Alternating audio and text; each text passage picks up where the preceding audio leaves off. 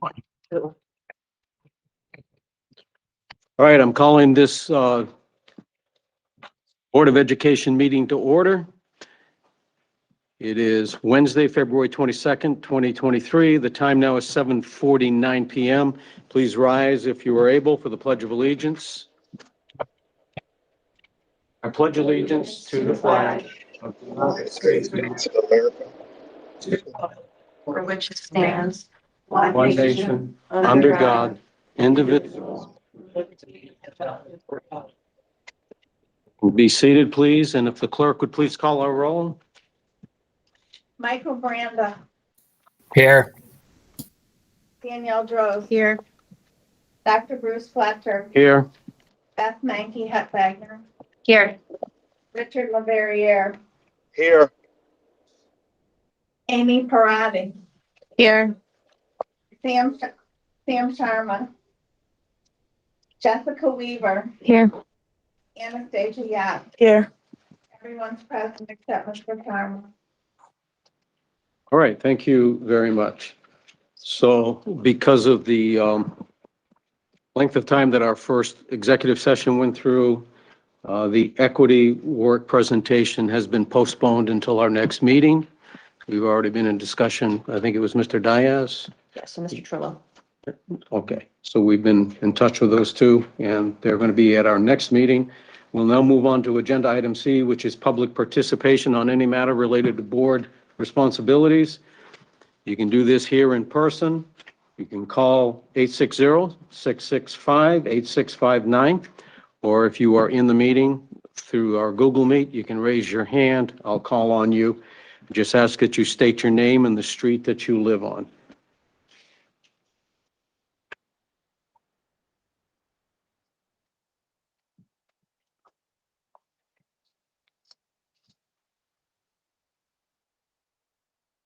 Right, I don't see anybody online, nobody in the room. Now I'm going to move on to our new business. The first thing on the agenda is the report of the Health Benefits Fund performance for the fiscal year 2022-2023. Berman? Mr. Jacomowitz will speak to this report. Good evening, everyone. Each year at this time, the Board of Ed, per the terms of the HBF agreement, has a review that they need to make of the performance of the Health Benefit Fund for the year in progress, so the 22-23 year. This is a preview report. The actual formal report will be at the March 15th meeting for the board to potentially take action on. And the primary purpose of the assessment that's done is to determine if the funding that was originally assigned to the Board of Ed for paying into the Health Benefit Fund for that year was in a position where we were actually overfunding it or significantly underfunding it during the year. The terms of the arrangement per the HBF is that if the board is in a position where it's significantly overfunded, they have the prerogative of taking back and reallocating those funds to other purposes within the Board of Ed operating budget.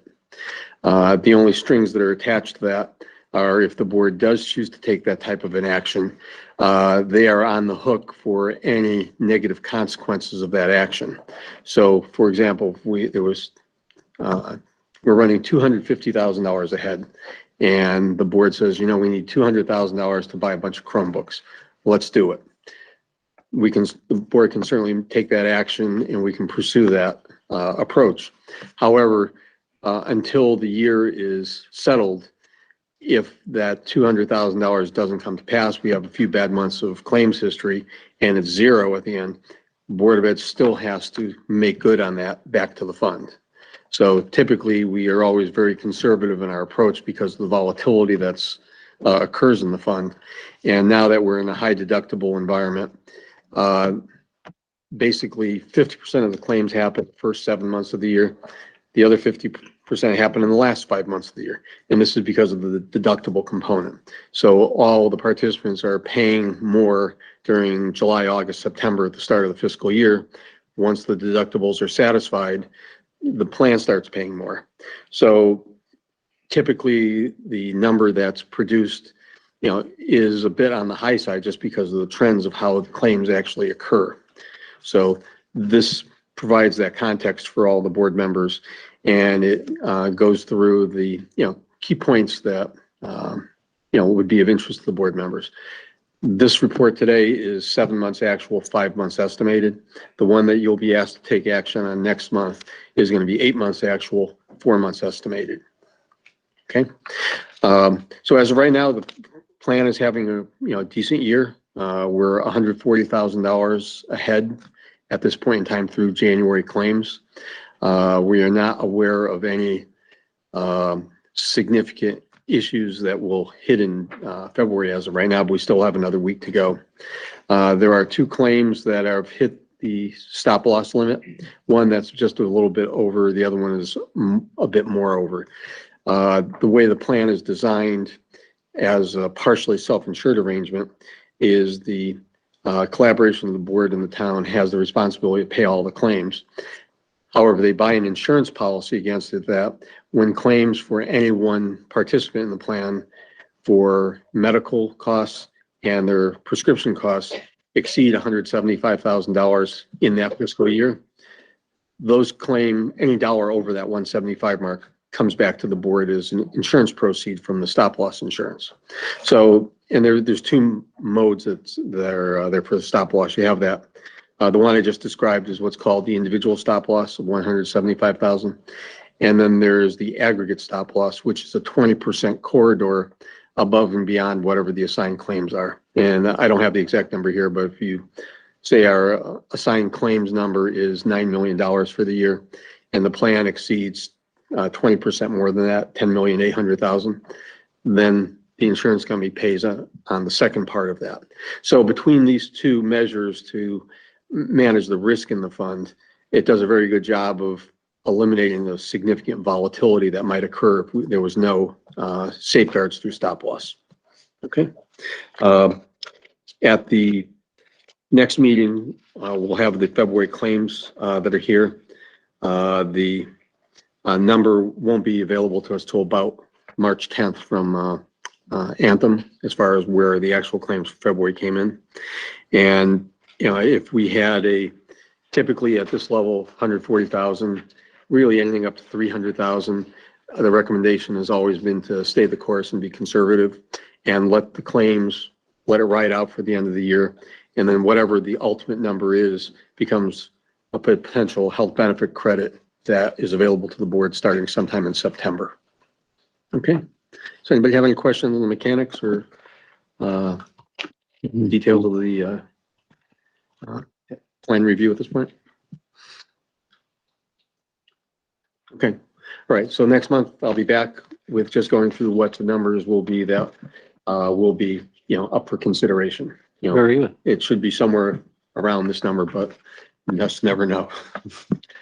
Okay. All right. Well, thank you very much. Okay.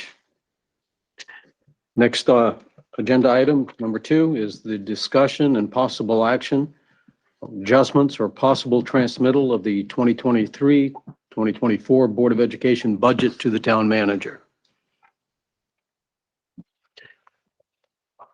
Okay, thank you. So as has happened at all of our previous board meetings, we did have some follow-up items that the board asked me to look into subsequent to our last meeting, which was on the 13th. And hopefully I've gathered everything that was requested this evening. Just kind of a recap where we left off at our last meeting as of, or we actually started.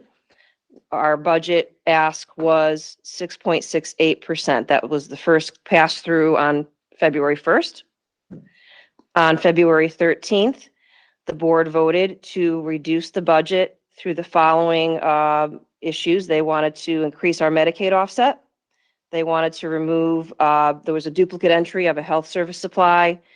We removed planners and we reduced our reliance on the non-lapsing fund by $300,000. Those deductions brought us from 6.66 to 6.26. So this is what our current profile looks like. We still have to make up for the shortfall in last year's budget at 2.57%. The rest of these are largely unchanged. There was a slight reduction in special ed because we used an offset. That's where that Medicaid money goes to. And then the non-lapsing money did increase. The supplies went down minimally because what we took out was a very small amount. So our current budget increase is 6.26% or $4.7 million. And that brings us to this evening, excuse me. So I'm going to turn it over to, well, let me do the first item on this page. The board asked for several things. First and foremost was, what were some of the buy-aheads we've done historically? We were able to gather up last year's buy-aheads to inform tonight's meeting. It's important to know, though, that buy-aheads are situational.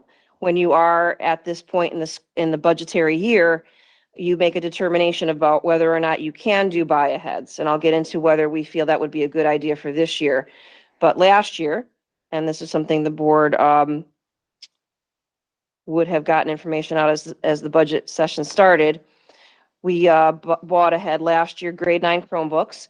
Keep in mind that until this fiscal year, Chromebooks were not in the capital budget. So that we had to rely on operating budgets to buy Chromebooks. Last year, we reduced a lot of books, bought ahead books to the tune of $55,000. We bought ahead some posters and some Scrabble game, apparently, for $891, some mathematic supplies for $24,000, music supplies, tuba specifically, $6,400, reading programs, guided reading packages, read alouds, dry erase boards for $3,800, science supplies for $41,000, social studies supplies for $14,000, and building direction items such as Fieldhouse cameras, Ruth Chafee exterior cameras for $89,000.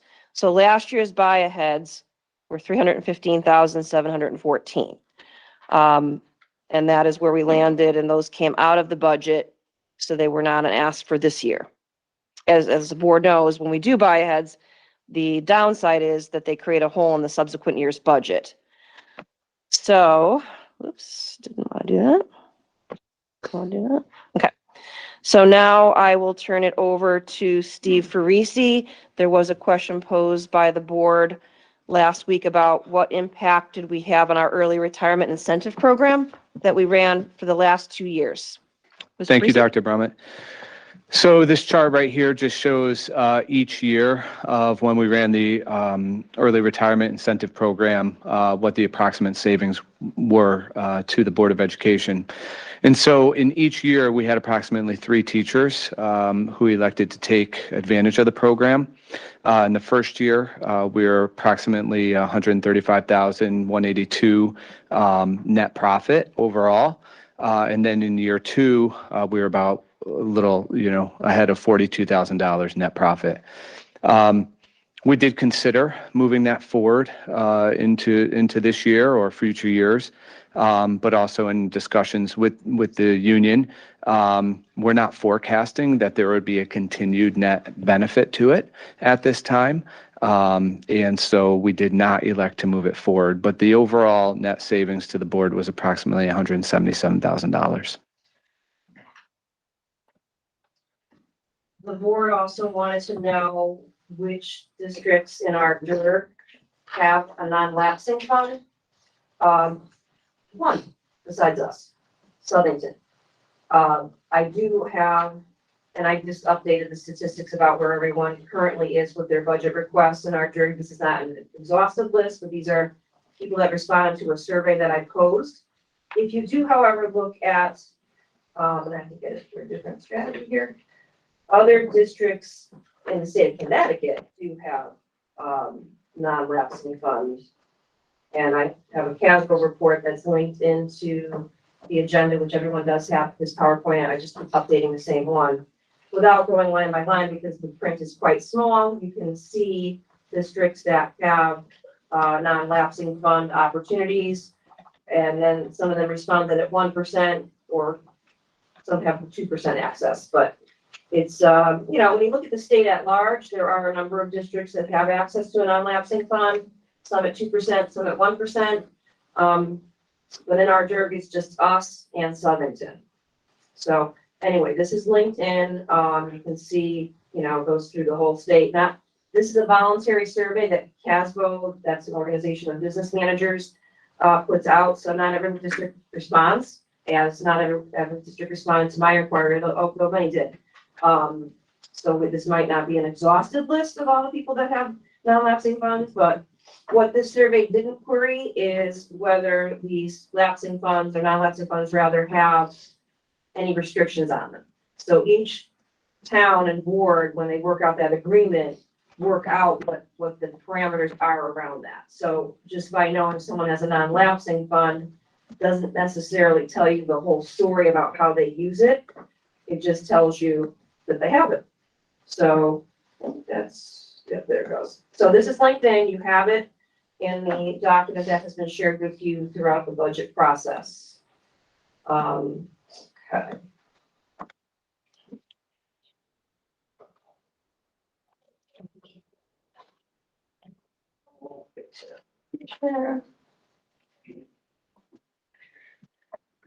The next thing that the board asked us to look at is the town council general fund history. That just came up probably in the discourse about non-lapsing fund. So I just pulled this straight off the website, and again, it's linked into your presentation. My apologies, I've got to scroll down to page 21. It's a PDF, so I don't have no choice.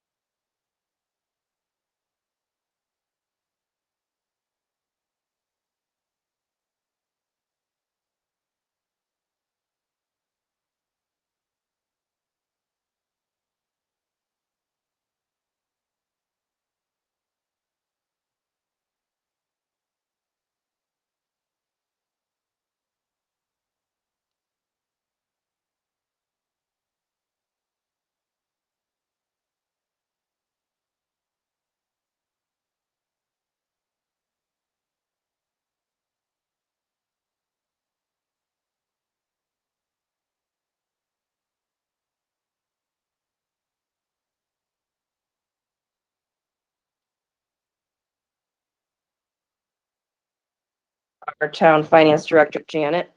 But this just shows you that for the last 3 years, or 3 years, the town has used 2.5 million as an offset, and then last year they used 2.96 million.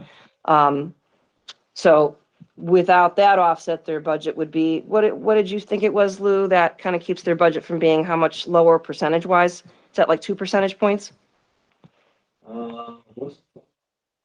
I forget how you and I, $120 million base and had an impact of around 2%. 2%, okay. So again, how that is used, I couldn't tell you, but it is just an offset.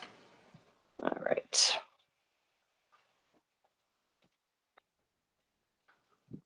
The board also requested that we be more specific and detailed about all of our offsets. Within the board's budget book, we did highlight all the grant offsets, but the board requested that we ask or detail every offset. So rather than separate them out, they're all included in this memo. So I'm just going to go line by line. Medicaid reimbursement offset is $35,000. It had been $20,000. We upped it to $35,000 this year based on an historical review. That offsets special ed contract services. The excess cost grant does vary from year to year. Currently, Lou is projecting 1.398 million next year, and that offsets board account 1200-560-30 or the special ed tuition line. Okay. The pre-K tuition offset, we worked with the town, which has been a very helpful agreement, that all tuition collected from pre-K parents can be an offset in the board's budget. Currently, we're projecting an offset next year of about $131,000, and that goes towards certified salary offsets for 4 of our pre-K teachers.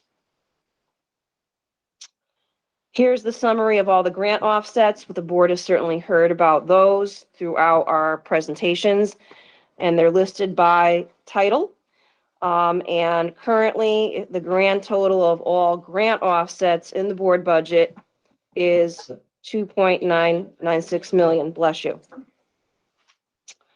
And as we went through, the board heard in detail about where those are all offset, largely offsetting, in this particular grouping, salaries in a variety of positions. This coming school year, we are also using a grant offset for benefits of $292,868, and that goes against the employee benefit line item as detailed in this memo. Non-lapsing fund offsets, the current projected use of non-lapsing fund offsets for next year, after board action last week, would be $900,000. And that goes across the 5 big programs, and it's an offset to salaries. The health benefit offset currently is about $156,577. That would be an offset in this year's budget, but we're going to attempt to do a memorandum of understanding for next year regarding that, and I'll get into that momentarily.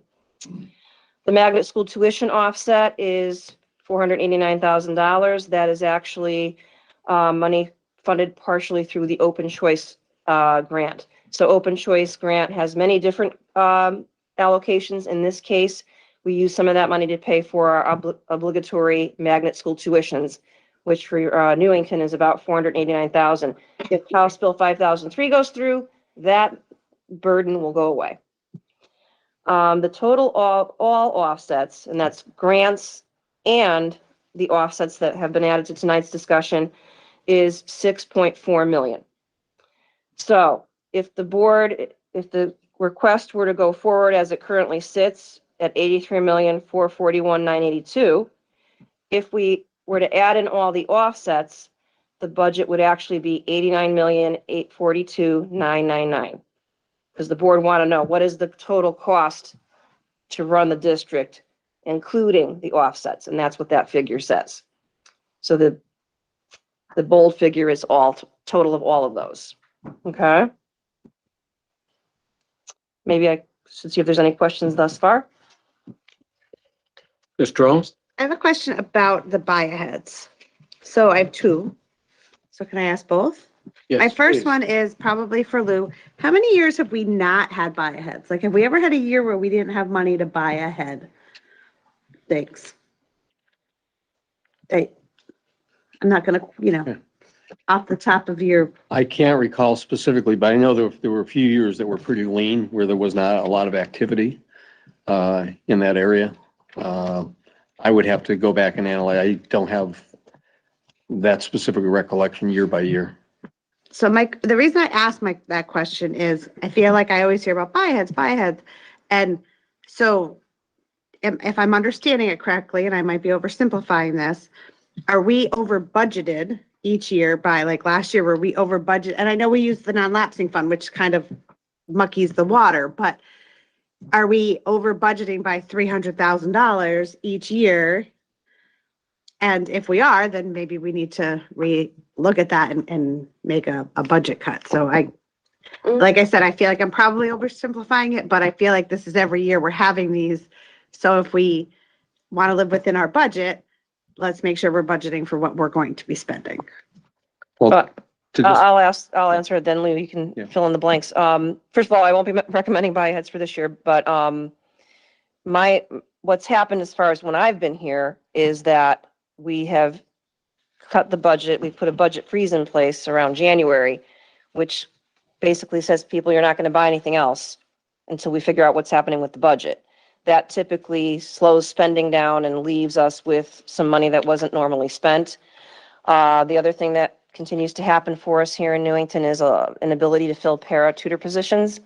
So that budget line tends to be we budget for what we really need, but we often can't fill every position because of, well, the market is generally poor in the state. We're even at a further disadvantage because of our benefit structure. And then the 2 years where COVID was involved created tremendous budget, I won't call it a surplus, but we're budgeted, some of the money that we budgeted for wasn't used because we shut down for 3 months or we had a hybrid model and buses weren't used. I don't know if you have anything else to add to that, Lou. Yes, well, just in recalling in general what has happened, the health benefit fund credit that would be received in September would typically be the instigator of where resources would be potentially available to do a buy ahead in the spring. And that number varied significantly from 0 all the way up to $1 million.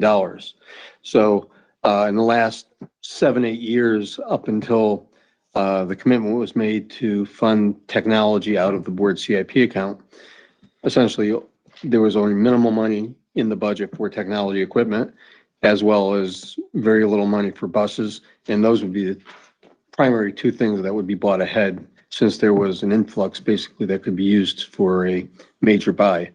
A lot of the other things that were purchased were really curriculum in nature, where they were appropriate, where you can acquire them, get them prepped to get into service for the first day of school next year.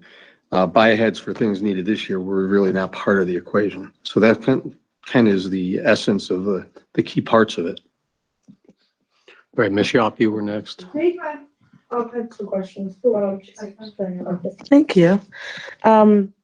Is there a cap as to how much each department can buy ahead, and would that help us stay within our budget? There is no formal cap. If there is, if a program only has $20,000 available in it for materials, that would be all that would be the possibility, and that would still be based on whether it was appropriate to buy it now. Like in the area of science, you have consumable science things that you don't want to buy until January, February for springtime use in science labs and things like that. So if that $20,000 is an illustration of science material needs, maybe only $10,000 or something we can actively or actually act on at that point. So it really all depends on the construct of the budget and what's in it to be able to make those determinations. But has that ever been in place? Like, okay, science, you have this amount that you can buy ahead. You know, each department, this is your allotment to buy ahead. Therefore, we're not so. It's never been done that way. It was designed where all of the program leaders, the curriculum directors of the different programs would have to justify the budget request line by line based on a basically a 3-tier system. If it was essential to run the program, if it was an enrichment, or if it was nice to have. And then the fourth part was if it was a used to be a PEEPS proposal or what's now called a plans proposal. So the district and the board wanted to activate a proposal that was brought forward through the plans process that would have to be embedded in the budget for action at that point, because if there's no money there to carry the proposal, nothing could happen. So those are the way the budget documents are interpreted and reviewed year by year, and it's different every year. I can't say there's any real specific plan, other than we know, like for culinary arts, they probably run through $20,000 a year of foodstuffs to run the program at the high school.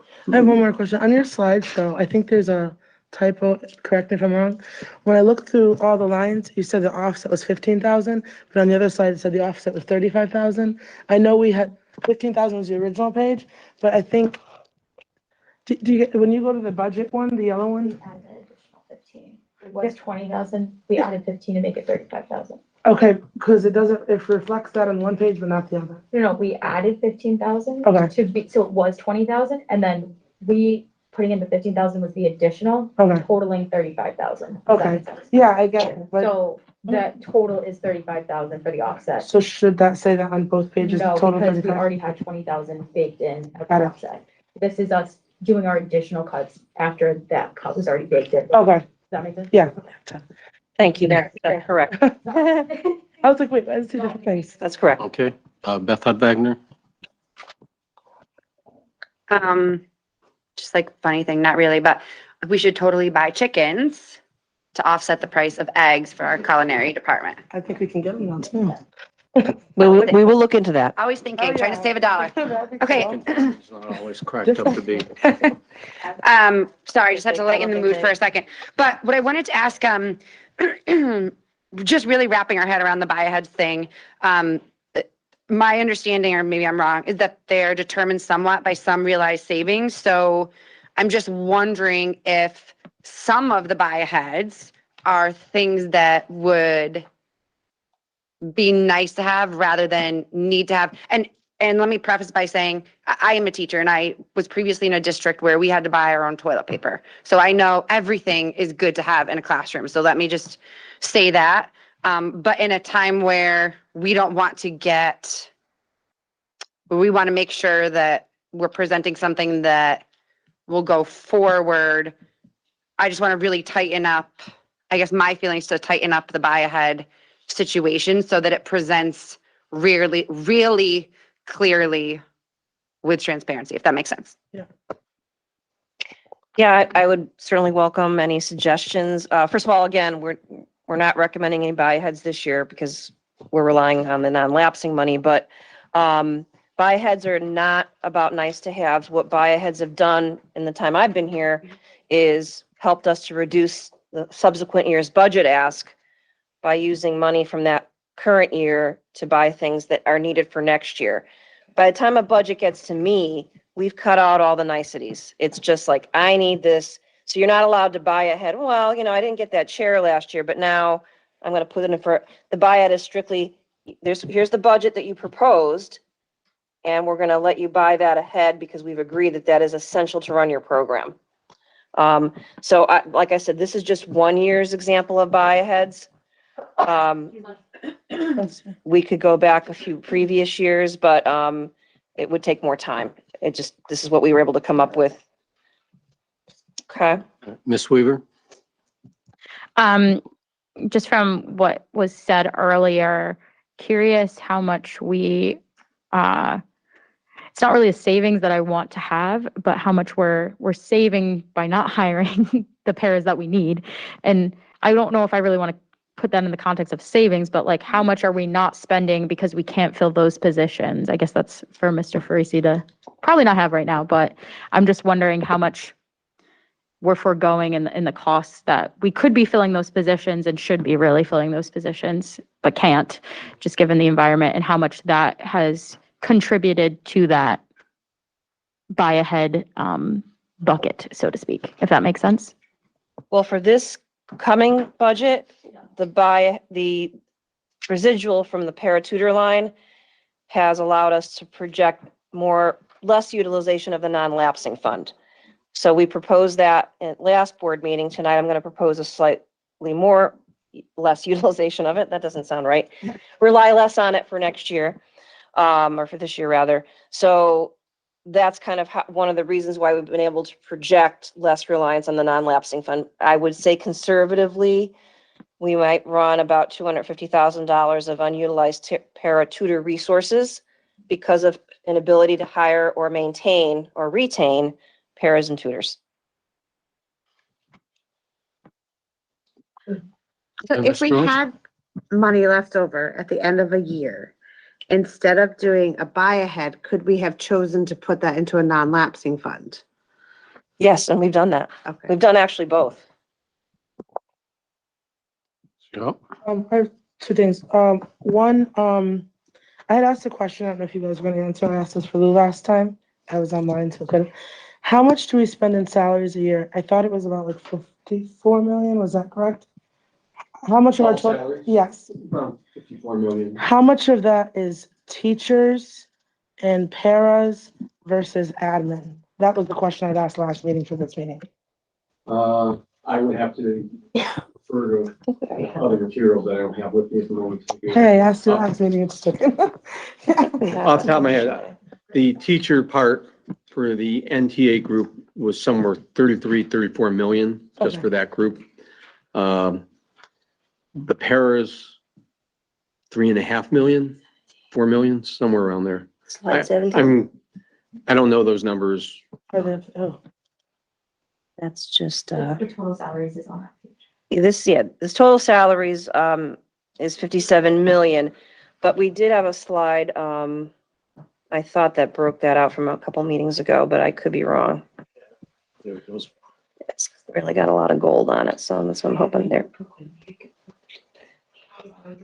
New. We had broken it out by administrative. Wait, that might be it. Yep, that's positions. My apologies. So that just shows you the percentage of salaries that are attributable to instructional staff versus the administrative staff. So about 93% of our budget for staff is attributable to teachers or instructional staff, and 7.4% is attributable to administration. And the other, thank you, Dr. Brown. The other thing is, isn't the general fund, and obviously it's the Janet question, used to like offset the mill rate? Is that what it's usually used for? And does On the it- town side, Yes, that's what it appears to be. They're using whatever money they applied from the general fund to bring down the dollars that need to be spread around all the taxpayers, for what needs to be raised by taxes. So if it was $120 million that was required before the application of the general fund offset, it's now 117.5 million. to help the And- taxpayers. Right, and it'll just bring down the mill rate proportionally. And does it legally have to stay at a certain amount? Do you know that? Is it like, okay, this is what it is? Is there some sort of, and you may not know this, do you have to keep a certain amount in there at all times? Does anybody know that? Well, there is no requirement, but it does impact the rating of the town bonds on Wall Street. It's part of the general financial strength of the community that's assessed when they underwrite the bond programs for the town. So if they're doing the town hall bonds, or if they're going to do a school bond, the ability for the town to have adequate reserves for emergencies and for just their general approach to not, overtaxing the community or really being stretched. That's where you get a AAA rating or you get a B- rating. And I believe the minimum number is 10%. No, not escrow, but your general fund needs to be at least 10% of your, must be the tax base, whatever you're raising in taxes. You have that kind of a cushion there. So But I have to refer that to Janet Murphy. okay, too. so Janet No, does for it, because sure. I was just confused, because I know we keep talking about the general fund, but they need that money so we can get a certain rating. So like, maybe there's like another way we can kind of like figure this out, because I do 100% agree that we have to support our students. I will never not say that. But we also have to support the people in the town who have these students. And there are a lot of things in our town that need to be done, as well as, we need it all, okay? We need to help our kids, but we also need to help our town. Mhm. And I know we've brought this up maybe twice, correct me, it could be 3 times, but I do want to make sure that we know we do have to support the parents of these students as well. And we have to make sure in these tough economic times that they can still, provide what they need for their children. And because we keep mentioning it, but I just want to make sure that we help both if we can. Well, usually any decisions about the general fund are strictly in the purview of the town council Okay. and how they would set their financial targets for what they want to achieve for financial management of the overall community. So that we're not part of that discussion with them. Okay, thank you. Danielle Droz? So I know we shouldn't have, I don't know if this is really a question, maybe it's clarification. So in last year's budget, this town, if I remember correctly, took over paying for the buses, and they took over a technology fund to pay for our, Well, they took over the buses and have that in the town CIP account. okay, and what about technology? Technology is in the board's CIP account. But did it used to be in our operating budget? Yes, So when we my, had it, yeah. my concern is, those are 2 pretty big ticket items Mhm. that are no longer in our operating budget. They're still getting paid for by taxes, and we're still continuing on this like pretty astronomical rise of like our budget. And I've said it before, once a budget's set for a Board of Ed, it's against state statute to ever reduce it. So I know we had to take from the town CIP. I know we have to refill that, right? But even with that, we still have these 2 big expenditures that we used to have in our budget that we're not anymore. But it's not that they just went away, they're just being paid for with other taxes. And so I guess my question is like, why with those 2 big expenses gone, do we still have this need for this like big budget increase other than the 2 million. Because like I'm looking at those numbers, I'm like, salary increases, got it. We got to backfill the $2 million we borrowed last year from our town, whatever. But like, when are we going to see that evens out and we stop raising this budget at 6%? Dr. Berman? So when I arrived, the buses and technology were very minimally in the board operating budget. The board relied on the health benefit credit to pay for buses and technology. So as that, when we, in an effort to be collaborative with the town, we decided last year to really sign over that health benefit credit back to the town to offset our budget. We're going to propose that again this year. So therefore, and why we did that is we felt like they're putting the bus replacement cycle and the technology replacement cycle in our capital budget. So it's a good faith effort on their part. Now we don't have to worry about the health benefit credit. We can give it back to them because we don't need it anymore to pay for technology and buses. There was never a large, if any, line item in our budget for technology or buses. Some infrastructure, but not a substantial amount of technology or buses that I've ever seen in our budget. In fact, when I met with the technology people, when I first did my meet and greet, when I first arrived, they said, Maureen, please figure out a way to put technology somewhere in the budget so we don't have to rely on a hopeful health benefit credit to make ends meet in the technology department. Just one element on the technology in the board CIP account. Board members have to realize that there's only $125,000 of that, which comes from a town appropriation.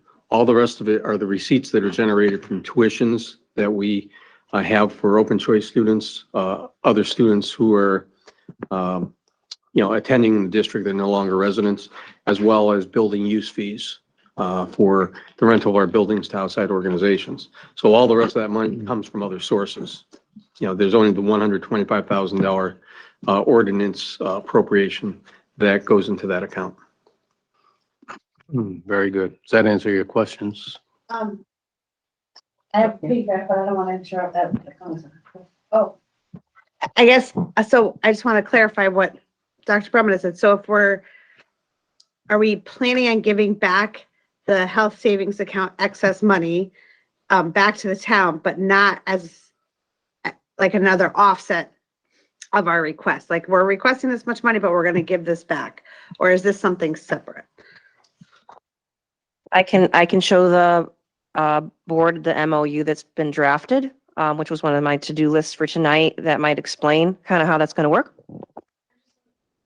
Okay, go ahead, Amy. Yeah, so I just think it's also important to note that, and I had the slide 63, it is that over the last 6 years, the average budget increase has been 1.9%. And if you look at another slide that says our ask overall, if you just look at salaries, employee benefits, the contractual obligations for this year and previous years, that's going up 2.88% this year, similar last year and the year before. So I think it's just important to notice that our overall salary and contractual obligations are this year's 2.88%.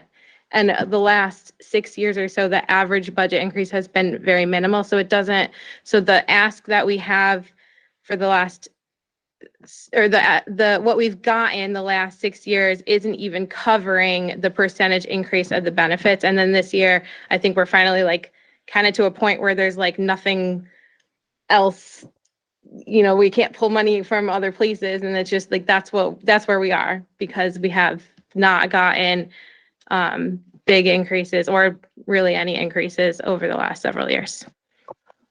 So I guess another, in transparency, I know that we've added a lot of positions with the ESSER funds, and I am concerned, and I'm going to say this again later on, that I'm concerned that we are not setting ourselves up for future success, right? So we have these new jobs for ESSER. And so I do think that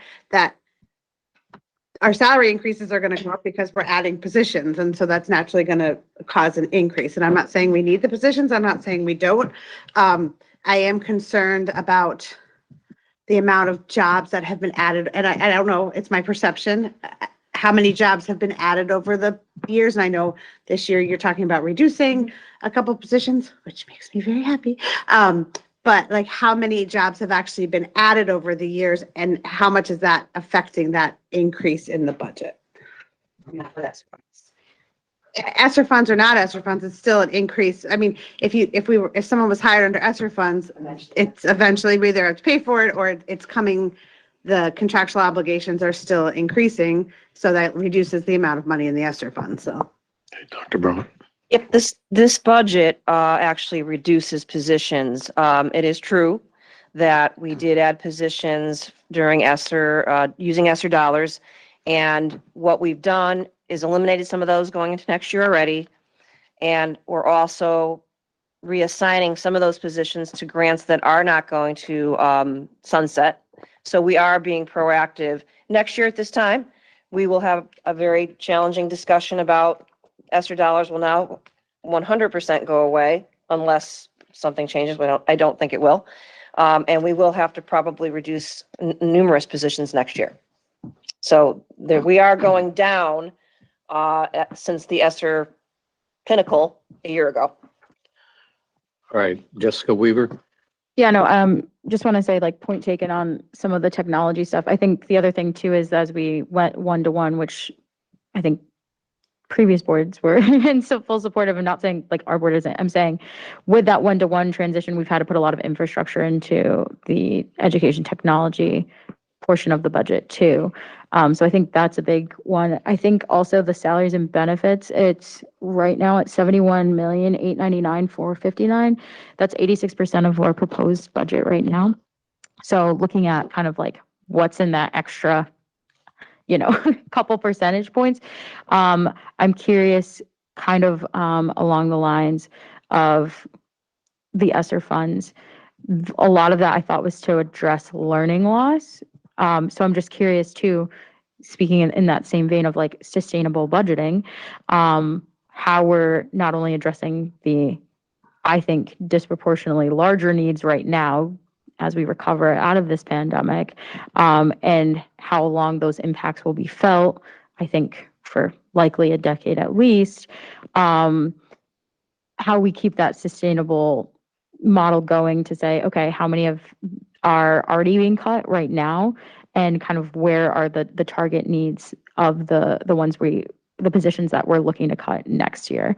And just a question in this roundabout rant is, are the ESSER fund salaries included in that total of the salaries?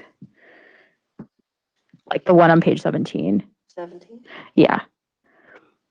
Because I know a lot of the ESSER ones are kind of either like specialists, learning tutors, part-time, like those might not be accounted in for benefits and all those other things that, particularly when we look at, where we want to improve on math scores and things like that. I'm just What curious. you see here on this slide is our total salaries, contractual obligations are 57 million. We use grant offsets in 2.9 million. So the salaries still are included, like for those positions in the salary and wages line, but they are offset by the grants. Okay, I just wanted to make sure that was. You have to account for them. Of that 2.9 million, probably $1 million of it is, maybe a little less than $1 million is ESSER monies. Okay, and I'm just curious, how many of the ESSER funded programs have benefits? Yes, ESSER, any certified teacher will have benefits. Honestly, I don't believe we used any ESSER monies for paras. It was either BCBAs, EL teachers, special ed teachers. Okay, thank you. Go ahead. I'll go down to you next. I just wanted to inquire, because I know you mentioned a few minutes ago the MOU. I'm just kind of hearing this talk about the teachers the educators that we have with ESSER funds, and that next year that's going to be a big discussion, because some of those positions will be reallocated to different grants, and perhaps like through attrition, like I think, things will work out as well. But there's still going to be potential for jobs to be lost, right? And I think every time budget season comes around, that's one of the biggest things that we all talk about. And even on the town council side, I know that they all collectively, no one wants to lay off a teacher, right? We don't want those pink slips to go out. So I'm just thinking, can we talk about what the MOU is? Is there any other way to get that number down in preparation for next year? Because my concern is that our 6.2, I'm really losing it without the notebook. I think it's 6.26. That's 6.26. If that is going to be shot down, and then we have to go back again. So just trying to be proactive to put us in a good position this year, and then definitely for next year to maintain those positions and do what we have to do. If that makes sense, I'm sorry. I think I'm following that. Obviously, we'll have to, as we head into next year and that grant does sunset in June of 2024, as, for example, next year, if a person currently funded by ESSER funds leaves mid-year next year, we won't replace them because we know that the grant money is going to go away. Some of the people that we've cut from this year's budget who are currently paid for by ESSER $2, which is done this year, we have either reallocated them to another grant or they're going to fill a vacancy currently covered by a sub. So we are making sure we have that through line for those positions. So we will be very mindful of the fact that next year those grant monies are going to go further away and that we're going to have to look at very, through hopefully mostly attrition, ways to reduce those positions. I did opt with the counsel of my team because of all the learning loss that I believe our kids experience. We did leverage a lot of our ESSER funds, not all of it, but a lot, to have additional support staff for our folks, for our kids. So that is just how we chose to use it. And now we're faced with, especially next year, a pretty substantial cut. That is one of the reasons why House Bill 5003 is a good help to this, because it's going to increase ECS money substantially next year. And that might be a way to preserve some of those positions. Ms. Shop had a question, then we'll come back to you. Maybe this question is for Mr. Freesing. How many positions did we add in the last few years during COVID through ESSER? I'll have to take a look at that. I don't have that right off the top of my head, but Okay, thank you. Ms. Weaver? You mentioned ECS. So I was wondering, and I don't want to jump ahead because I know there's a slide on that and a potential MOU on that, but just curious if we could discuss that as well. If House Bill 5003, that's separate from the additional approximately 1 million additional monies that we are getting this year. Just want to clarify that. That is correct. Through the It's about 893,000, but that's coming up on a slide. Okay, perfect. Sorry, thank you. Okay. All right, well, let's talk about something positive. So we did, as directed by the board, Lou and I met throughout the course since our last board meeting to look at any possible additional budget offsets, and we found two. We were fortuitously, the health benefit estimates for next year continuously come through, and we got another proposal, or not a proposal, but an estimate that allows us to reduce the health benefit line item by $145,000. So that brings us down to 6.08%. And then I also asked Lou to do some projections about how we're using our non-lapsing fund for the rest of the year. And are we really going to use all the money that we set aside, or can we, and this is in lieu of buy-aheads. I said, why would we buy ahead? We're trying to reduce our reliance on the non-lapsing money to have that for next year's offset.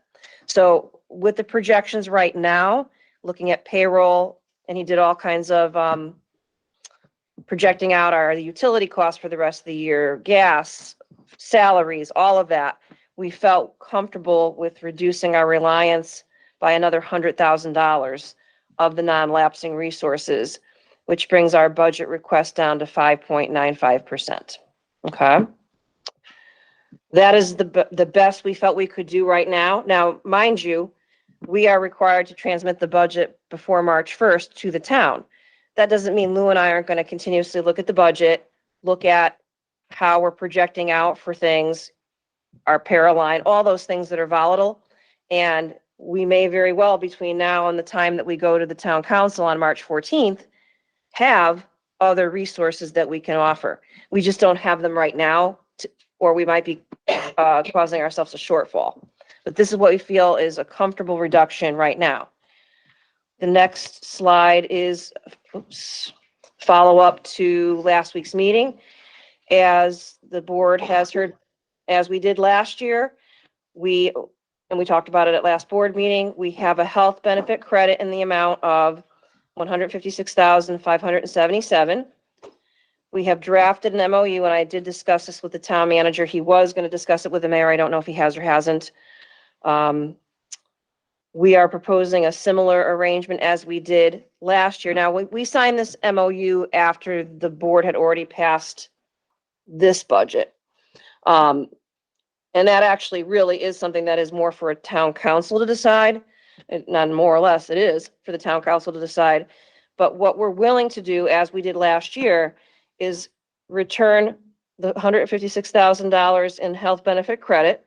Again, we previously used it for buses and technology. We don't have to do that anymore. To the town with the request that they use it as an offset for next year's budget. So that's something that I would send, with the board's permission, I would transmit that to the town manager and the mayor after tonight's meeting. And then the second MOU is we had a lengthy discussion last week about the amount of money we're receiving for open choice students has substantially increased. And it would typically go into the CIP account, but we don't need all of it to go into the CIP account because it would make it go beyond the cap. What we're proposing is, if the town is amenable, that we would take this money. Again, this is not taxpayer money. This is money that's received back to us from tuitions from the city of Hartford, actually. And we expect we're going to get about 1.2 million, or where is that number? We expect 1.24 million coming back from Hartford this year. Some of that is already planned to be used in the capital budget that is where we fund technology, 750,000 actually. But we're proposing that 400,000 of that could be sent back to the town under an MOU, and the town could then use that as an offset to next year's budget. So that's just something that the town can consider. I have brought both of these forward to the town manager. With the board's permission, I can transmit this to him in an official way, and that would be something to be taken up by the town council, the mayor, and the town manager. Ms. Parati? Can I just ask a question regarding the open choice money that we get for tuition? So I think the reason for the increase is recent legislation that was passed to essentially per student send more back or to the towns where the students are going. So are we going to have this potential overage if we keep around the same students, or even open our doors for additional students? Are we going to have an overage that would get us higher than that $1.2 million cap just in future years? It could happen, yes. And it actually, I will say, the tuition reimbursement for open choice children went up for the regular ed side of things. The special ed tuition dollars went up because we use the same billing system as CREC, and they pretty much skyrocketed their cost this year. So we rose ours to that level. And that's why there's a substantial amount of money going upwards this year as opposed to last year. So all open choice, was an agreement with the town, or like how was it determined that the open choice reimbursement goes to the CIP account? I believe that's part of the town charter, or Part of the ordinance. ordinance. I always get those two Board mixed up. CIP account. So it's an ordinance. The only way to do this in any type of permanent change would be an ordinance thing. Actually, it was similar to what we did with the pre-K tuition. We kind of had a rolling MOU that the pre-K tuition, which normally would have gone to the board CIP, now stays with us as an offset. So over time, this could be a technique to lower the budget because we would take monies and reallocate. And I guess we're already starting to do that. And again, it's not asking more of the taxpayers, it's reallocating money to a different usage. And continue. Yeah, I think that it is worth a discussion, maybe because the money that, we're spending money in our operating budget to educate these students, and the money is going towards the CIP account. So I think it would be definitely worth a discussion after this budget season, obviously, but worth a discussion to just see what can happen with that. Because if we do, we don't want to, for transparency's sake, we don't want to have to keep moving money back and forth to different accounts. I think it would just be an overall benefit to have a discussion with the town council and the mayor and town manager about that. Thank you. I couldn't agree more, and it is very unique to Newington. In my former district, the open choice special ed reimbursement was absolutely a clear-cut offset in the special ed line and the board's operating budget. It's just specific to Newington's charter and ordinance, because I can't keep them straight which one does what. Okay. Any other questions? I see that math mind working. I think Mr. Farisi just mentioned he might have an answer to that previously posed question. Okay. Sure. So we have 9.9 teaching positions or, full-time positions in the schools that we use for the ESSER 3 grant and 4 security officers. 9.9. So that includes things like math intervention, reading intervention, BCBAs, special education, 2ML multilingual teachers. That would comprise most of the 9.9 outside of the security officers.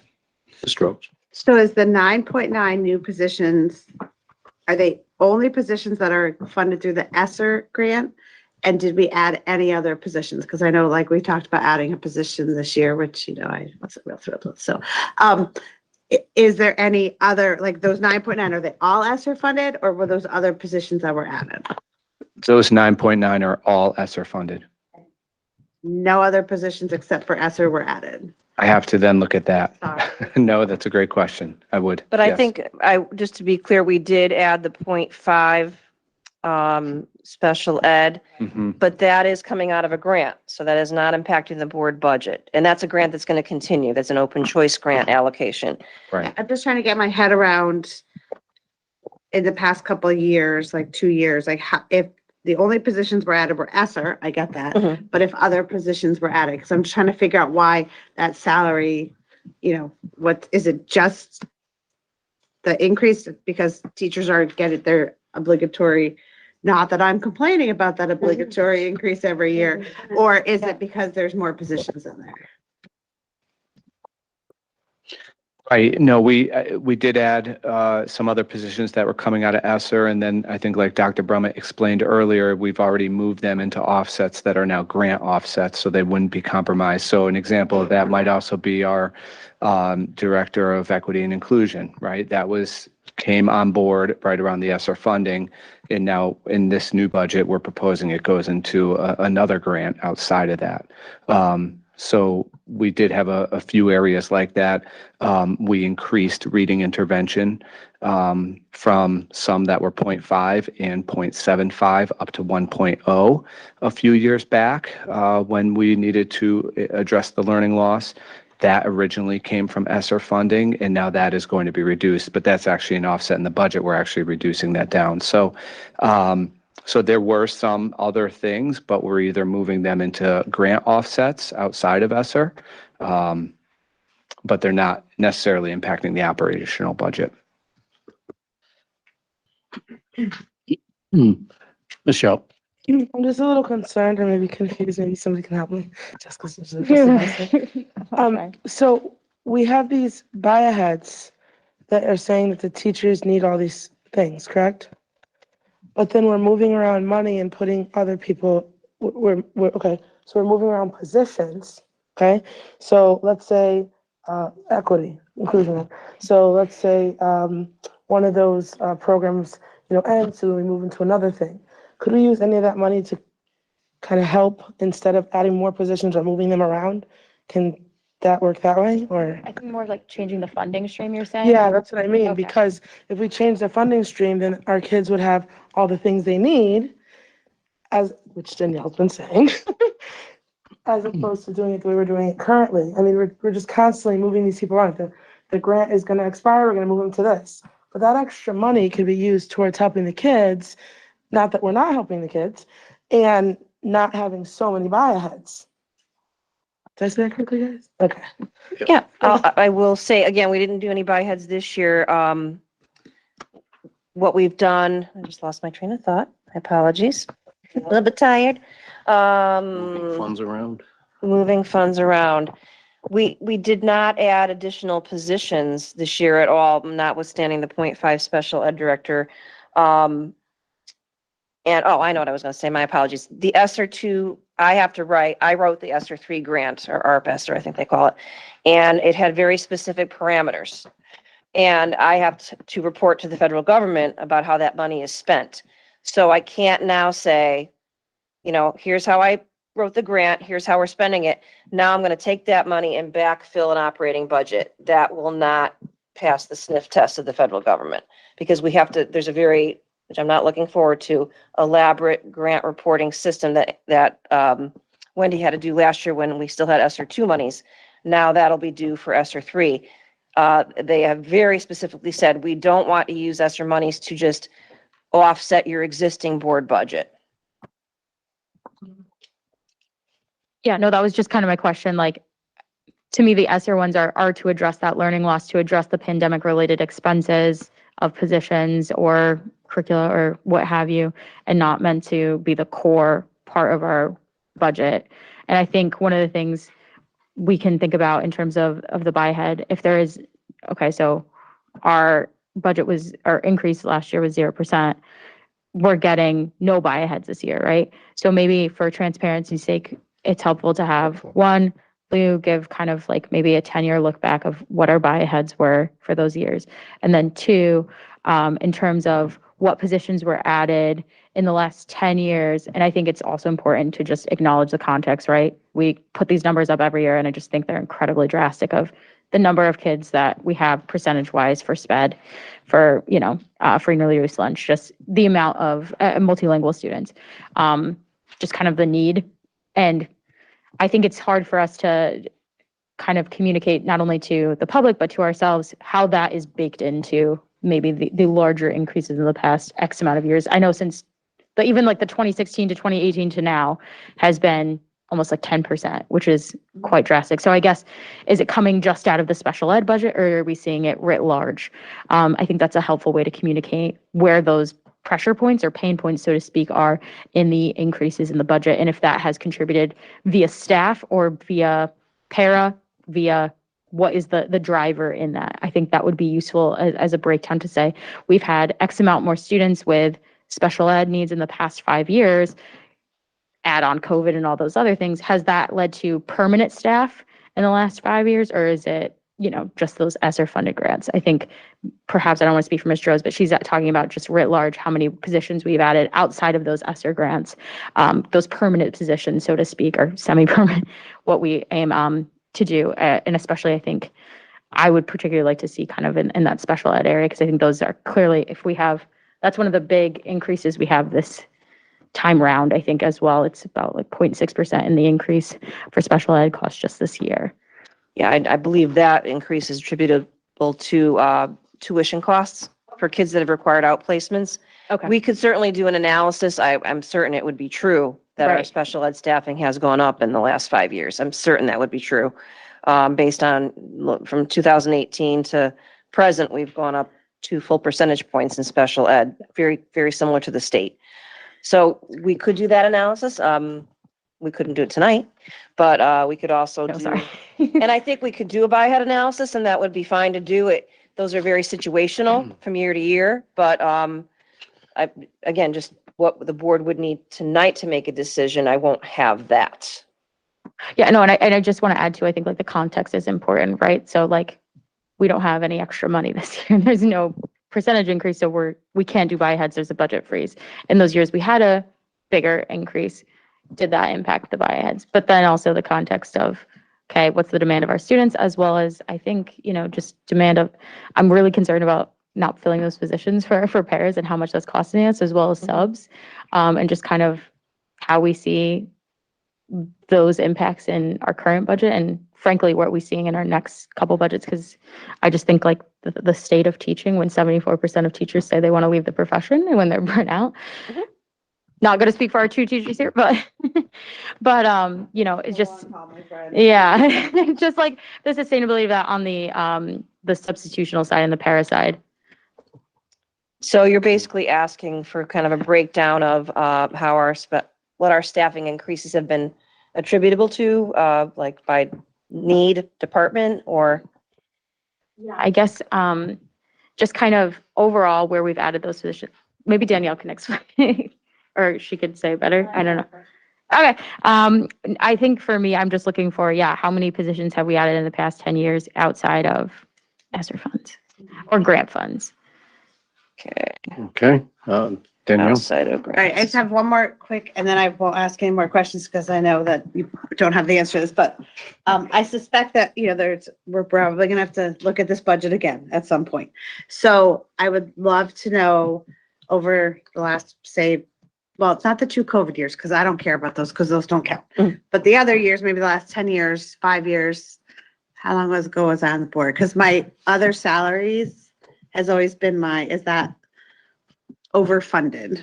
And I know the need for it, but over the last 5 years, minus those 6 years, minus the 2 COVID years, how many years have we come under budget in that line item? Okay. So that's 100. The other salaries line Salaries item. And you want us to go back how many years? Well, let's look for logistics sake, like, let's say 6, but so those 2 COVID, because obviously the 2 COVID years are gonna be, Yeah, so omit that those would give us 12 4 years. years of 2016. information. 2016, 2017? Because I know the COVID years it's not. Yeah, they're atypical. All right, so we also, you presented the MOUs, Yes. and we moved away from that. We need to move to vote on those. We don't necessarily have to vote on that. We can, you can share your opinion. It's not a formal thing on the agenda for us. I just wanted to address the third bullet point on there, the ECS. Yes. Sorry. I can certainly get that. That again is the board, I've explained to the board, ECS money is sent directly to the town. It's meant to be an offset for their educational budget.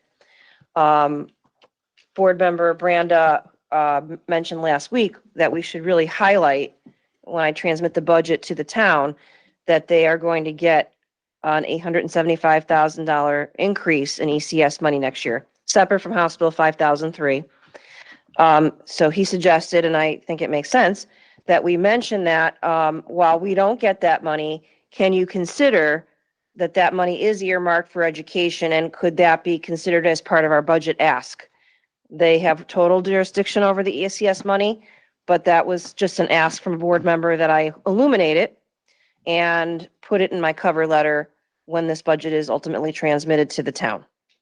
So that is this exact amount. I verified it with Kathy Gay, who's in charge of state finances. She said, this is what you are, not you, what the town of Newington should receive above and beyond what they got this year, $875,000 more. Many towns are getting less. Many towns are getting zeroed out. Newington gets more because our needs are greater. As we showed that slide many times, it's a direct correlation to the increased needs of our population, our high needs kids. Okay. So that ends my update for tonight, Dr. Fletcher. All right, so Ms. Weaver. Sorry, and I guess that's just my follow-up, because I didn't know kind of how, like, ACS is a very complicated formula, right? And Super complicated. I'm told only 2 And they people. don't follow it either. Right, and that's trying to clean up, that legislation is trying to clean it up, I think. But to me, it's been kind of difficult, not only to understand it, but then also kind of where that money goes. And I was just curious too, what other towns and boards of ed had kind of talked about in terms of ECS money and how that has been used in other maybe in our DERG and other peer groups, and if that's kind of allocated in, because to me, that's clearly a significant amount of money. And if we didn't, like to Ms. Strode's point, we use that money to offset whatever, that would be a significantly lower ask. Obviously, we're still asking money from the town, but for the educational purposes, to me, that would keep our budget lower as an ask from a, historical standpoint of the top or floor number we would ask for next year. But it's just something I think we should look at as well. And I just don't know how other towns do it in terms of it. And if anyone has light on that could be shed on. I sit on the government and the Association for Government, it's a board at the state that I sit on, and it's towns and boards of ed trying to talk about budget issues. And the goal is to make the budget process less contentious and stressful. That process, as well as what that House bill is trying to accomplish is, and the CROGS, the Council of Regional, what does that stand for, Lou? Regional government. Yeah, it's a government, it's on the government town side. They are in support of House bill because they understand that if the town gets more money, it's going to make their budget process easier. So that's why that bill is so powerful, because it's really a bill that's meant to make towns and boards of ed happy. And how often does that happen? So, that's really what it's about. And so in the work that I do on that commission, as well as what's trying to happen through the legislation, it is meant to try to relieve towns from there's no denying it. Education is the biggest expense towns have, and it makes them stressed out because it's such a big number, and it's just very expensive to educate children these days. And we're in a community where our kids' needs continue to get very diverse. So that is sort of how that goes.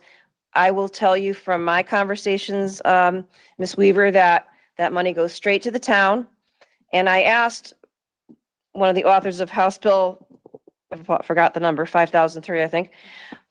I'm glad you're going to give more money to the town, but that may not translate to an offset in the board's budget. And they said, well, that's our intent, but we can't compel towns to do anything differently with their ECS money than they choose to do, because it goes directly to them, and they get other grants too, but it goes right to them, and they get to choose whether they keep it as an offset in their budget and not let it impact their educational allocation or not. It's just there's no way we can have that other than these kind of conversations that we've had. So that is very typical that it goes straight to the town's operating budget. All right. So in regards to the MOU, you're all in favor of moving forward, so. Yeah. So I will remove draft from that tomorrow and forward it along to the town manager. It's their official decision for those, correct? Right. Okay. It sounds like the board's in favor of it. Yes. And then it would be up to the town now to make a determination if they're in favor of it. Okay. Sorry. That's why we can't list it as an offset, because we have no way of Just one more knowing. question. How much would that bring our percentage ask down? And obviously not now, but I'm saying in future. That would Well, bring I it don't know down. if Lou can do the quick math. If the 400 Did you do plus it the already? 100, that's another $556,000 offset. What would that look like in terms of a percentage reduction? Is that like a 0.5%? Little less than a percentage. So we'd be down to 4.95-ish. That's not counting ECS. That's just the, Very good. all right. Is there any further discussion on these? Okay. What is the desire of the board? Well, we do need to add the reductions or, Do we need to vote on this so that you can? Yeah. We need to transmit a budget to the town before We also March need- 1st. So need if to we add don't, the- Dr. Fletcher was saying there. if we don't do it tonight, we're gonna have another meeting. and we have to add those reductions that were proposed. Yeah. Thank you, you are correct. We need Yep. to get the approval of the board. Let me go, $45,000. this is the page that would help you with that. So I just want to be super clear. So we first need to approve of the reductions that brought us from 626 to to 595. Yeah. Yep. Then, do we need to, if we choose to move this budget to the town, do we need to throw in there wording, verbiage, whatever, about the MOU potentially impacting it, or does that happen after March 1st when we bring it down further? That would happen after. Okay, just want to make sure we're, Yeah. yep. We Because can't there's- count There's no that. guarantee on Right. that, so we don't Okay. have it in our motion. Strohs? Move the 2023-2024 Board of Education budget be adjusted by the subtraction of $145,004 in the health benefit account. Mhm. Motion Second. is made and, pardon? In account 2590. Thank you. 2950. Second. Okay. Motion is made and seconded. Any discussion? Seeing none, I'll call the question.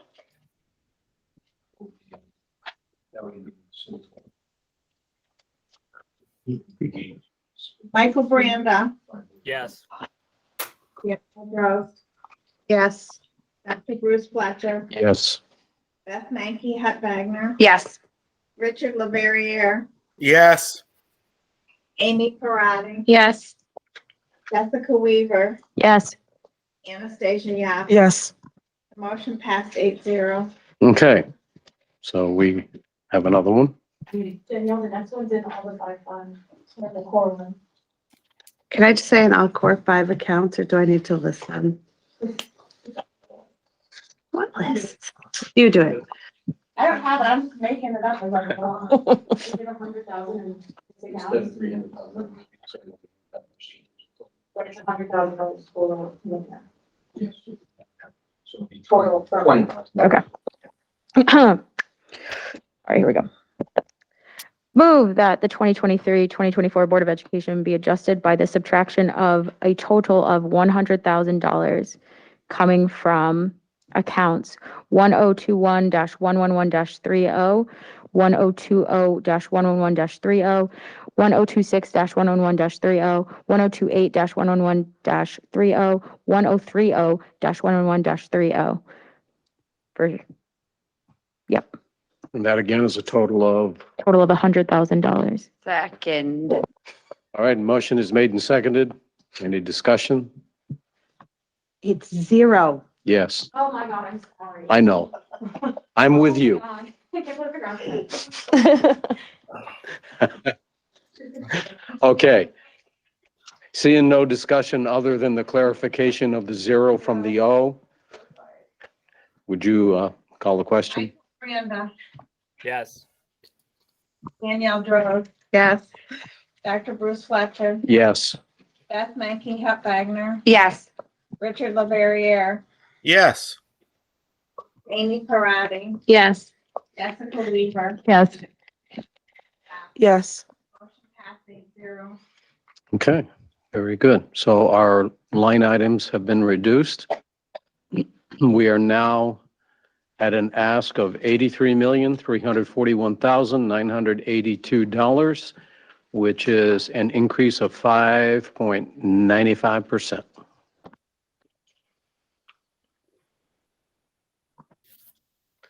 Move the Board of Education transmit the 2023-2024 budget to the town manager in the amount of $83,341,982, 1962. which represents an increase of 5.95% increase. Second. All right, the motion is made and seconded. Any discussion? Ms. Rose? I just want to be very honest that I'm not going to vote yes on this budget. I'm concerned that I like that we got it down, but I'm still concerned that we're just relying on, like, I don't know. My mom uses an expression, robbing Peter to pay Paul. I don't know if what that actually means, but that's what she always says. I feel like I do that at home sometimes. I'm like, I gotta take from this envelope this because I'm short here. And I am afraid that we are not fiscally setting ourselves up for success down the line should any of these monies in the future not come out. So I just wanted to be very honest with that. Well, thank you very much. Mr. Leverrier? Yes, thanks. I also do think that with a nearly 6% increase that, we could be doing better. I mean, other votes that were put forward other than proposals directly from Dr. Brummett got shot down. So, I mean, it's a little discouraging to even propose cuts beyond that. I'm also going to be going with Ms. Drozd on that. Thanks. Thank you. Ms. Weaver? Just want to clarify, I proposed the $300,000 cut and Ms. Droz proposed some of the other cuts and Ms. Yap proposed another cut. So I think we've all proposed a lot of cuts. One of the things I think that's just important to note is this is not the final budget. While I was not a fan of the MOU last year, simply because I don't think it's sustainable to continue doing that, maybe that's a possibility of looking at the ordinances then, because if we're going to continue to have those types of agreements, I think it's important. And those are major offsets that we're talking about. I think it's important that we look at where our reliance is on like the non-lapsing fund. And I think ultimately if we had a cap of 2%, that would be easier to save on. I think there are a lot of things that make it more sustainable for budgeting, and doing one-off MOUs is kind of not what I want to do, but I think if we can continue to have a good relationship with the town, and I'm glad to hear, I think open conversations were good about, making these agreements. I mean, I think ultimately, like to Dr. Brummett's point, it's difficult when there are increasing demands on a system, and where we never want to cut a teacher, we never want to cut a kid. These are literally like the most innocent of our town. So I think it's just difficult, but I'm encouraged by where we're getting to now. And I think the context is important, that we had a flat fund last year, 0%. The town also had a negative. And so I think, it is always a tough year. It feels like every year we say that, but I think it's important to note that all the other towns, we're the only town that didn't get an increase. So we're not only doing, I think, kind of like backfilling last year. If we kind of cut this in half, it would be less than 3% each year, which most of the other towns in our DIRG already had a 3% at least last year. So I think it's just important for context of saying, if we spreaded that out, if we got 3% last year, it would be significantly lower this year. And I think we can still get it down with these MOUs and some other creative things. So this is not the end. This is just the beginning, as we then will transmit it. And I wish you luck, Dr. Brummett and Dr. Fletcher, in your presentations. Thank you. Ms. Epanger? Yeah, I have to agree with Danielle. I also was raised with that same expression, don't rob Peter to pay Paul. It's so funny. I just think that, there were some questions proposed today that we still need the answers to. And I would rather us, have those answered. I know they have to get back to us before we move forward with this decision. I know we were kind of looking the whole last year, and that little bit got us out, and we're still in this year. So we're trying to climb out. But, there's some things that I didn't understand what Mr. Leverrier said. Some of his things didn't get voted yes, but sometimes it happens. But we've all made adjustments, but I just would kind of like the questions that we proposed today to be answered prior to me moving forward. Thank you. Thank you. I just want to say, I don't recall Mr. Leverrier recommending any cuts. So if I didn't hear them correctly, because I know we had poor connectivity, I also want to be clear, we did not get a zero. What was that? I could do one now. I could propose one now. It's too late. Yeah. Too late now. But I also want, for the record, we got 2.46% increase last year. The previous year was a 0. But it was still a very low increase last year as well. We've shown the chart from the DIRG, so I don't think we need to re-show that. But anyway, I just wanted to make sure I was clear. I clarify, I meant 2020. Go ahead, Beth. It's past my bedtime. I was just going to say that I definitely, I hear and want to validate everything that's being said. I also do know that there is a time frame, and I know that we and I don't know even like if everybody from the public knows or sees this, but we spend a lot of hours, one whole Saturday, trying to come up with ideas, right down to something as silly as earlier, and I was just joking about the chickens, but really just trying to think of anything we can do. I think everybody around the table knows that this is a big ask. We know that this is a big number. I just don't personally know what would be able to happen in the next week. I believe, I almost said May. March 1st is the end of next week. Wednesday. A week from today, rather. I don't know what headway can be made in that time to reduce this. I have a feeling we're going to be back here looking at the budget again. And then I think that is the time to really, if we need to take a date, I don't know, make those really hard decisions. I don't know right now personally what more we can pull, or I want to make the most use of our time. And so I will be voting yes, but I do validate what both of you said. And I think you bring up good points. And I also think it's a healthy dialogue to articulate. And I appreciate what everyone said, like where they're coming from. Thank you. Mr. Branda? Thank you. Yeah, I just wanted to piggyback on what Beth said. We've had, I think this is our fourth budget deliberation. So, in terms of cuts, I think when we first had this budget, one of my concerns was I didn't know where to look for additional cuts. And I think that I believe the only cut that was rejected was when Ms. Stroh's proposed the special ed administrator, the half, and that was voted down. So to Dr. Brummett's point, I don't remember another cut that was proposed. So I think that in terms of the best use of our time, this meeting plus the previous three are when those cuts should be proposed. So I'm hoping that we can get the MOU approved and move forward, because that will dramatically decrease the percentage. And I understand Ms. Stroh's point about sustainability. And I think that is a concern. And I think that, we've talked a lot about just working together with the town council. And it seems like we talk about that weeks before the budget deliberations. And maybe it's something that has to be talked about, there's an election coming up, so maybe right after the election, so that everybody's on the same page about what this process is and what the district needs and what the town needs.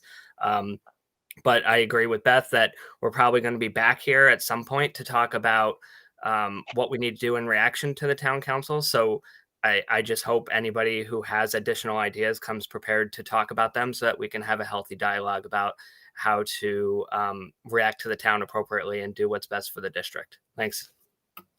Right. Anyone that hasn't spoken yet wish to? Ms. Parati? Yeah, I just want to say thank you again to Dr. Brummett and your team for, even today coming with additional places where we can reduce the budget. And, I too I'm still new, so still learning this whole process, but looking through and talking with my peeps, what are we supposed to cut? There's nothing. So I think what's really important, and I'm super happy that Mayor Beth is here so she can hear what we're saying right now. It's important not to just look at that 5.95% increase, but to also think of the MOUs that we're proposing and just the context of what that number means. Because again, I said it earlier, but over the last several years, the increase has been significantly less than what the board or the school system needed.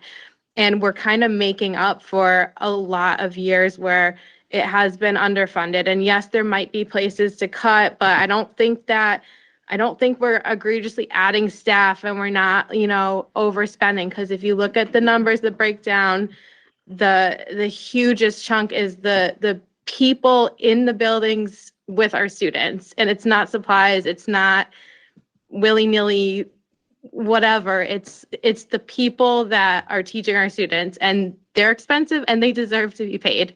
So I don't think that, 5.95% in the context of the whole story is that high of an ask this year, just looking at everything else. So, but again, thank you for everything and for, coming with us with more decrease to get it under 6, because I think that's impressive from where it started when it originally got to you in the first place. All right, thank you. So the motion that's before us is to transmit the 2023-2024 budget to the town manager in the amount of $83,341,982, which represents an increase of 5.95%.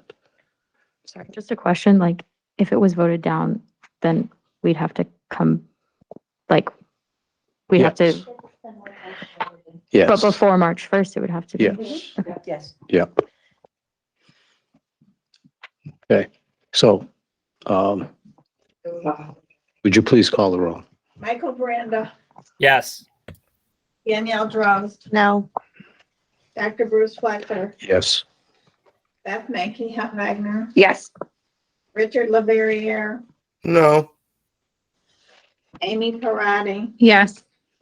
Jessica Weaver, Yes, Anastasia Yap, No.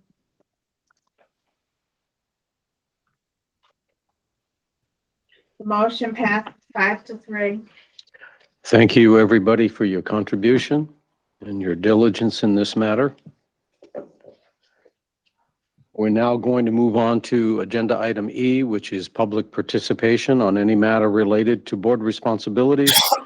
You can speak if you're here in person, or you can call us at 860-665-8659, and we do limit this participation to 3 minutes. Madam Mayor, welcome.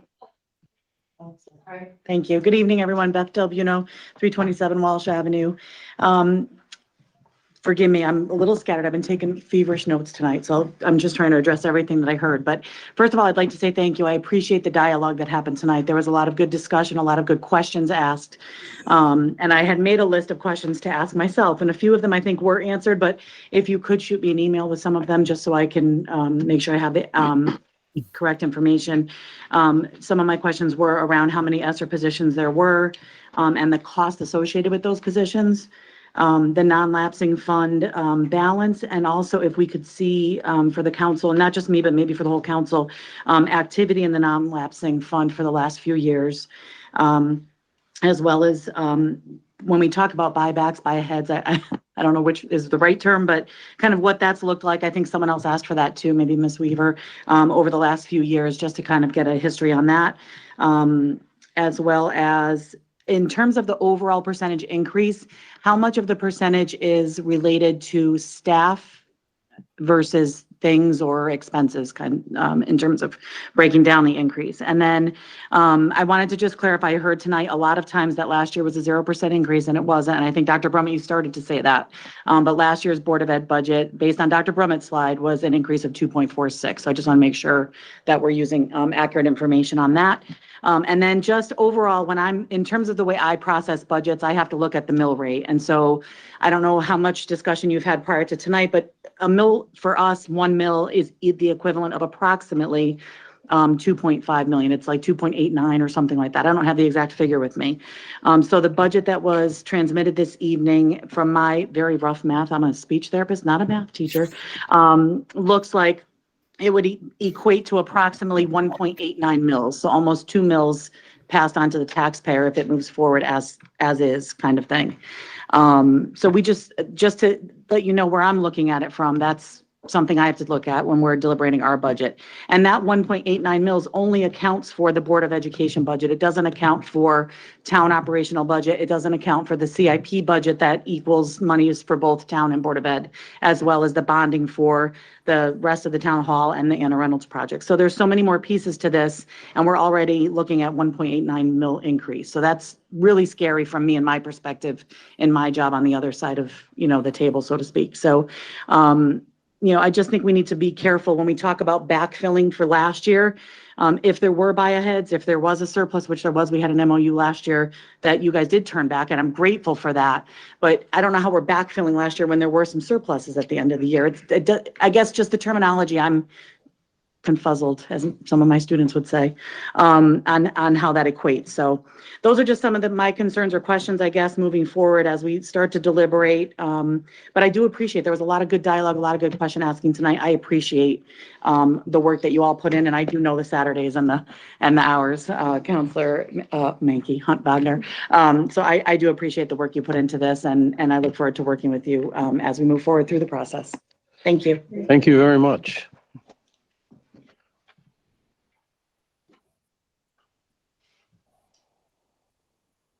All right. I'm now going to move on to final remarks, if there are any by board members. It's not mandatory, but it's welcomed. Ms. Yap? So I do want to say thank you. As you guys all know, this is not related. I was in a car accident. And I do appreciate all the cards and everybody reaching out. So I do want to say thank you to everybody that reached out on the board, teachers, staff, everybody. It was a lot. And I apologize if I haven't responded. I know I don't want to individually name, but a lot of people reached out. I do appreciate it. 22 days there wasn't fun. But I do want to tell everybody thank you very much. And I do appreciate the card and everything. And that's it. Thank you so much. And we wish you well and a rapid recovery. Ms. Weaver? Yeah, and just wanted to clarify again, I meant 2020, 2022, I'm sorry.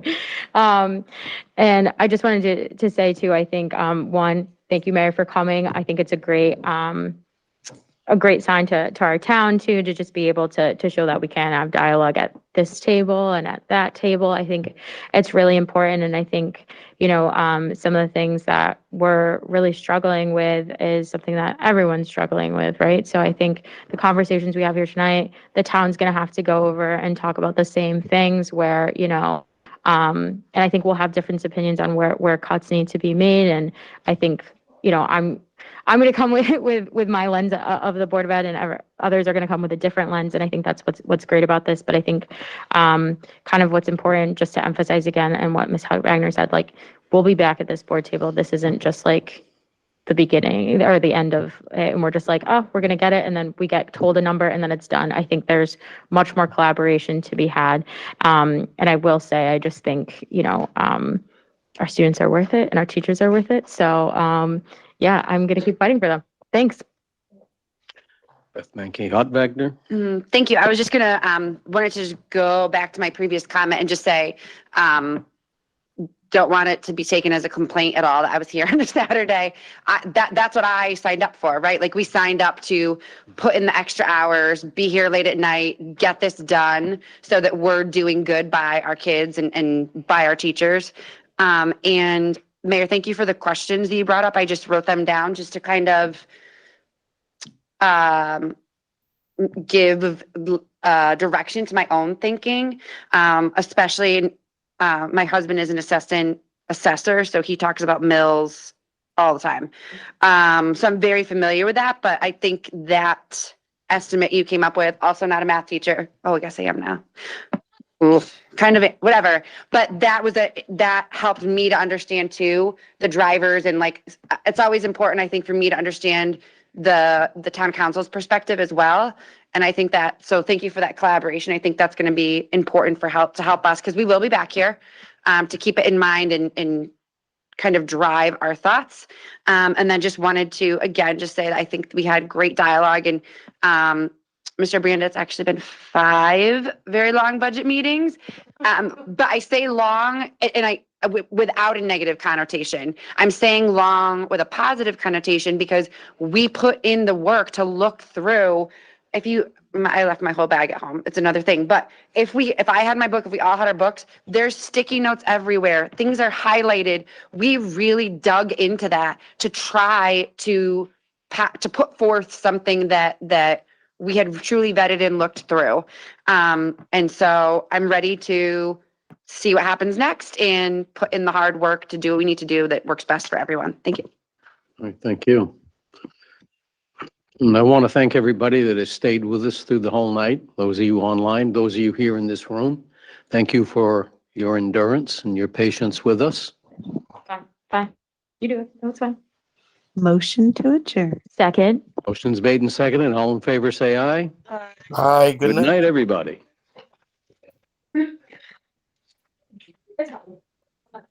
No, I can't. Sure, we'll be here again. Good night, everyone.